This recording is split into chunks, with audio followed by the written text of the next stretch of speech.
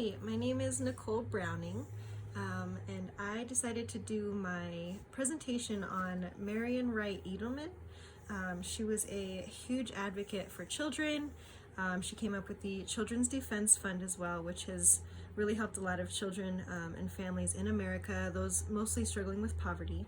I apologize now, I am not very tech savvy, so I'm like recording myself on my phone and I'm going to record my slideshow. So bear with me and enjoy the presentation. So, this is Marian Wright Edelman. She was born June 6th of 1939. She went to Spelman College in Atlanta, and her father influenced her to pursue a higher education. She was involved in a civil rights activities and was arrested for participating in a sit-in in Atlanta City Hall. Following this, she actually went to school at Yale Law School. In 1973 is when she founded the Children's Defense Fund, which is a nonprofit child advocacy organization. She focused work on disadvantaged, poor, and minority children, and she was also recognized for an award from the MacArthur Foundation Fellowship. She wrote a book titled Guide My Feet, Prayers and Meditation on Loving and Working for Children, as well as many other books. Her goal was to achieve social justice for children.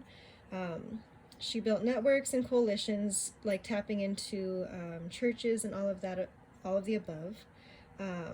She also established institutions for child advocacy to educate and raise awareness of the needs of poor children. So one of my favorite quotes of hers, "Be a good ancestor, stand for something bigger than yourself," which I completely believe because she kind of proves that you can just be one person and do so much more than what you really think you can. And it's amazing to know how many children's lives and families' lives she's impacted since she started the Children's Defense Fund as well.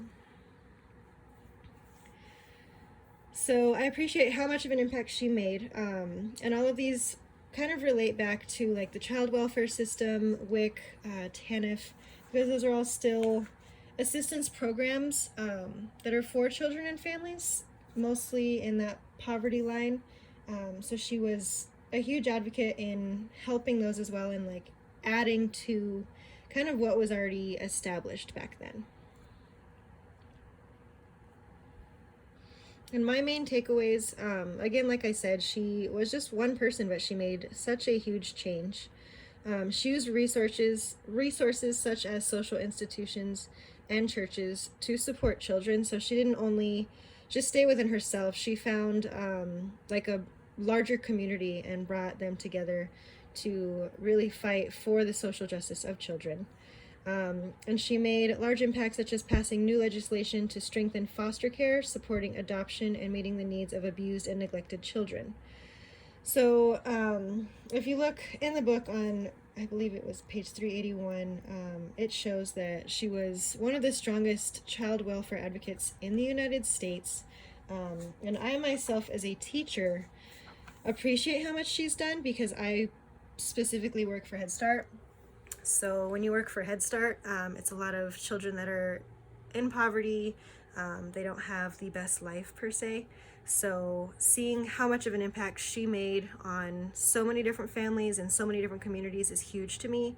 And I wonder how things would be different today if she hadn't made these large impacts back then. And then this is another quote I just want to end on. I'm sorry. There's a motorcycle going up my alley. Education is for improving the lives of others and for leaving your community and world better than you found it.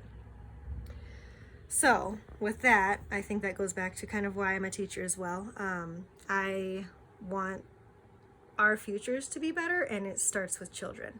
So Marian really struck a chord with me because I believe so heavily in children and in their futures. So it's really cool to find someone to kind of relate to all of that and relate to that passion for helping children and making their lives better. So that's my presentation.